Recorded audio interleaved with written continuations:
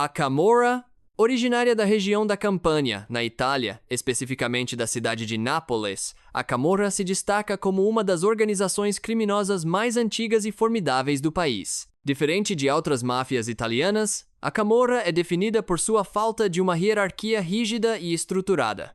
Em vez disso, opera como uma confederação fluida de clãs independentes, que frequentemente competem entre si, levando a violentas e sangrentas guerras por território. Suas origens podem ser rastreadas até o século XVII ou XVIII, embora só tenha se tornado mais formalmente reconhecida no início do século XIX, durante o período do domínio espanhol sobre Nápoles. A organização funcionou inicialmente como uma gangue de prisão, estabelecendo sua influência através da extorsão antes de expandir metodicamente seu alcance para empreendimentos criminosos mais amplos.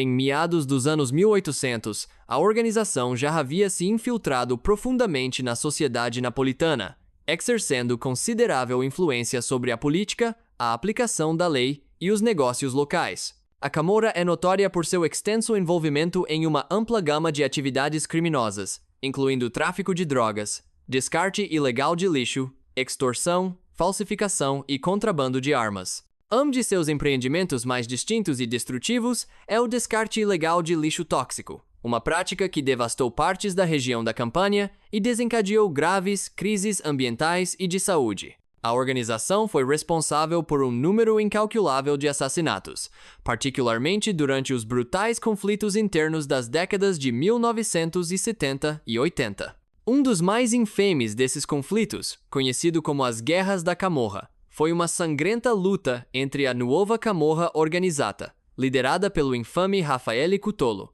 e clãs rivais, resultando em milhares de mortes. Apesar dos esforços persistentes das autoridades italianas para desmantelar a Camorra permanece ativa hoje, adaptando-se continuamente às repressões policiais. Embora prisões de alto perfil, como as de Cutolo e chefes posteriores da Camorra, tenham perturbado suas operações, novos líderes frequentemente emergem. A natureza descentralizada da Camorra a torna excepcionalmente difícil de eliminar por completo, garantindo sua contínua influência tanto na Itália quanto nas redes criminosas internacionais. A máfia siciliana, também conhecida em todo o mundo como Cosa Nostra, é uma das organizações criminosas mais infames da história. Ela surgiu na Sicília durante o início do século XIX, embora suas raízes possam ser traçadas até os tempos feudais, quando proprietários de terras locais empregavam guardas armados para proteger suas propriedades. Com o tempo, esses guardas evoluíram de simples protetores para grupos organizados que controlavam terras, trabalho e comércio através de extorsão e violência sistemáticas. No final do século XIX, a máfia siciliana já havia se estabelecido firmemente como uma força dominante na ilha, infiltrando-se na política local, na aplicação da lei e na própria estrutura da economia. A organização opera sob um rigoroso código de silêncio conhecido como omertà, que exige lealdade e sigilo absolutos e inabaláveis de seus membros. A máfia siciliana é notória por seu envolvimento em uma variedade de empreendimentos criminosos, que incluem tráfico de drogas, extorsão, lavagem de dinheiro e corrupção política profundamente enraizada. Um de seus empreendimentos mais lucrativos foi o comércio internacional de heroína, que dominou da década de 1950 até a década de 80, aproveitando conexões com famílias criminosas americanas. A organização também é conhecida por sua violência brutal e calculada, incluindo os assassinatos de juízes, jornalistas e políticos que ousaram se opor a eles. Um dos eventos mais horríveis foi o assassinato de agentes civis anti-máfia em 1992, um ato tão descarado que desencadeou uma repressão sem precedentes por parte do governo italiano. Chefes notáveis da máfia incluem Salvatore Riina, que liderou a organização durante sua era mais sangrenta, e Bernardo Provenzano, que operava com uma estratégia mais discreta, porém altamente eficaz. Apesar dos grandes esforços das autoridades, a máfia siciliana permanece ativa hoje, embora seu poder tenha sido significativamente enfraquecido por prisões, informantes e uma legislação antimáfia rigorosa. Embora não seja mais tão dominante quanto em seus anos de auge, a Cosa Nostra ainda opera na Sicília e no exterior, continuando a influenciar as economias locais e os sistemas políticos através da corrupção e da violência. A máfia irlandesa, A máfia irlandesa se destaca como um dos grupos de crime organizado mais antigos dos Estados Unidos, com origens que remontam ao início do século XIX. Ela surgiu como uma resposta direta à onda maciça de imigração irlandesa, enraizando-se especificamente em cidades como Nova York, Boston, Chicago e Filadélfia. Confrontados com a pobreza extrema e a discriminação generalizada, muitos imigrantes irlandeses recorreram ao crime como meio de sobrevivência. A máfia nunca foi uma organização única e unificada, mas sim uma coleção de várias gangues que operavam em diferentes regiões. Eles se envolviam em atividades como extorsão, jogo ilegal, contrabando de álcool e, em anos posteriores, tráfico de drogas. Uma das primeiras e mais notórias dessas gangues irlandesas foi a dos Dead Rabbits na cidade de Nova York, que se confrontou violentamente com grupos rivais em meados dos anos 1800. Durante a Proibição, a máfia irlandesa expandiu-se significativamente ao tomar o controle da produção e distribuição de álcool ilegal. Eles frequentemente lutavam com outros grupos criminosos étnicos, incluindo a máfia italiana, e os sindicatos criminosos judeus. Figuras infames como Oni the Killer, Madden e Dean O'Banion desempenharam papéis cruciais no estabelecimento do poder da máfia irlandesa no contrabando de álcool e na extorsão. Nas décadas seguintes, James Whitey Bulger, o líder da gangue Winter Hill em Boston, tornou-se um dos mafiosos irlandeses mais temidos, conhecido por extorsão, tráfico de drogas e um reinado brutal de terror que envolveu numerosos assassinatos. Ao contrário da máfia italiana, a máfia irlandesa não possuía uma estrutura centralizada. Embora sua influência tenha diminuído acentuadamente após a década de 1980, devido a repressões policiais e conflitos internos, remanescentes de organizações criminosas irlandesas ainda existem hoje em Boston, Nova York e Chicago. No entanto, eles não exercem mais o poder que já tiveram. As 5 famílias. As 5 famílias da máfia de Nova York foram oficialmente estabelecidas no ano de 1931 por Salvatore Maranzano. Essa reestruturação ocorreu após a Guerra Castellamarese, um conflito sangrento entre facções criminosas ítalo-americanas rivais. Maranzano procurou organizar o crime de forma mais eficiente, criando 5 famílias criminosas distintas: Gambino, Genovese, Lucchese, Bonanno e Colombo, cada uma com seu próprio chefe, subchefe, consigliere e capos. No entanto, seu reinado foi curto, pois ele foi assassinado no mesmo ano por ordem de Charles Lucky Luciano. Luciano então reestruturou a organização ainda mais, formando a Comissão, um órgão de governo para a máfia, projetado para prevenir guerras internas e coordenar atividades criminosas em escala nacional. As 5 famílias controlavam uma vasta rede de empreendimentos criminosos que incluíam extorsão, agiotagem, jogo ilegal, tráfico de drogas, extorsão sindical e corrupção política. Durante meados do século XX, elas se infiltraram em sindicatos, particularmente nos setores da construção e transporte rodoviário, exercendo controle significativo sobre contratos e recursos financeiros. Sua influência se expandiu muito além de Nova York, alcançando cidades como Las Vegas, Miami e até territórios internacionais. No auge, tinham juízes, políticos e agentes da lei em sua folha de pagamento, tornando-os quase intocáveis.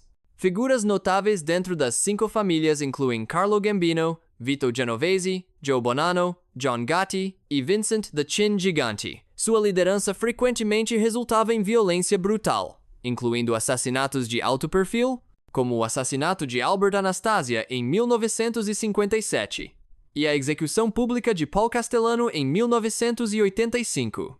O declínio das 5 famílias começou nas décadas de 1980 e 90, devido a investigações agressivas do Federal Bureau of Investigation, a implementação da lei das organizações influenciadas por extorsão e corrupção, e a desertores de alto perfil como Sammy the Bull Gravano. Embora significativamente enfraquecidas, as 5 famílias ainda existem hoje, operando de forma mais discreta, mas mantendo influência em vários empreendimentos ilegais. O Chicago Outfit. O Chicago Outfit é um dos sindicatos do crime organizado mais infames da história americana, conhecido por sua influência profunda e generalizada no submundo da cidade. Foi fundado no início do século XX, evoluindo das gangues de rua ítalo-americanas da cidade e das operações de contrabando de álcool durante a Proibição. Johnny Torrio é frequentemente creditado por estabelecer a estrutura do outfit, mas foi seu sucessor, Al Capone, que o transformou em uma potência nacional. Sob a liderança de Capone na década de 1920, o outfit dominou o comércio ilegal de bebidas alcoólicas, eliminando violentamente os rivais em uma série de conflitos que ficaram conhecidos como as Guerras da Cerveja. O mais notório desses eventos foi o massacre do Dia de São Valentim de 1929, onde os homens de Capone fuzilaram brutalmente membros de uma gangue rival. Diferente da máfia de Nova York, o Chicago Outfit operava como uma única organização unificada, em vez de uma coleção de várias famílias. Controlava uma vasta gama de empreendimentos criminosos, incluindo jogos de azar, agiotagem, extorsão sindical, extorsão e serviços de assassinos de aluguel. O Outfit também se infiltrou com sucesso em negócios legítimos e na política, subornando funcionários e autoridades para garantir seu poder. Em meados do século XX, chefes como Paul the Waiter Rica, Tony Accardo e Sam Giancana expandiram o alcance do Outfit para Las Vegas, desviando milhões dos cassinos e até influenciando a política nacional, supostamente desempenhando um papel na eleição de John F. Kennedy. O declínio do Outfit começou no final do século XX devido a repressões federais, a lei das organizações influenciadas por extorsão e corrupção e a desertores de alto perfil, como Joseph Joey the Clown, Lombardo e Nicholas Calabrese. Embora não seja mais tão poderoso quanto em seu auge, o Outfit ainda existe hoje, embora opere com muito menos visibilidade. A Yamaguchi Gumi. A Yamaguchi Gumi é o maior e mais poderoso sindicato da Yakuza no Japão, com uma história que remonta ao ano de 1915. Foi originalmente fundada por Harukichi Yamaguchi em Kobe como um sindicato de estivadores que fornecia proteção e emprego a seus membros. Com o tempo, evoluiu para uma organização criminosa completa, expandindo sistematicamente sua influência pelo Japão e internacionalmente. O grupo aderiu às rígidas tradições hierárquicas da Yakuza, enfatizando lealdade, honra e códigos de conduta rígidos. Em meados do século XX, sob a liderança de Kazuo Taoka, a Yamaguchi Gumi tornou-se a facção dominante da Yakuza, absorvendo grupos menores e expandindo-se para atividades ilegais como jogos de azar, extorsão, tráfico de drogas e agiotagem. O que diferencia a Yamaguchi Gumi é seu tamanho e imenso poder financeiro, com estimativas de mais de 10 mil membros ativos, mesmo após significativas repressões governamentais. Eles controlam negócios legítimos, imóveis e indústrias de construção, ao mesmo tempo em que estão envolvidos em crimes mais violentos, incluindo assassinatos, tráfico de pessoas e contrabando de drogas. Apesar das rigorosas leis anti-Yakuza do Japão, a organização manteve sua influência através da corrupção, conexões políticas e sua capacidade de operar nas sombras. Diferente de muitas outras organizações criminosas, a Yamaguchi Gumi tem uma presença semi-pública, com escritórios oficiais e até mesmo boletins informativos publicados para seus membros. Líderes notáveis incluem Kenichi Shinoda, que continuou a liderar a organização apesar da pressão do governo, e Yoshinori Watanabe, que supervisionou um período de expansão violenta. O grupo esteve envolvido em grandes eventos criminosos, incluindo guerras entre yakuzas e ataques mortais a jornalistas e policiais. Embora enfraquecida por divisões internas e ações legais, a Yamaguchi Gumi permanece ativa hoje, adaptando-se ao crime moderno e mantendo sua posição como a organização criminosa mais formidável do submundo do Japão. A Tríade Sun Yee-on. A Tríade Sun Yee-on é um dos maiores e mais poderosos sindicatos do crime organizado em Hong Kong e na China, com uma história que remonta a meados do século XX. Foi fundada em 1919 por Heng Qin, um ex-oficial do Kuomintang, durante um período de grande agitação política e social na China. Originalmente, a organização funcionava como uma irmandade com laços nacionalistas, mas com o tempo, evoluiu para uma empresa criminosa altamente estruturada.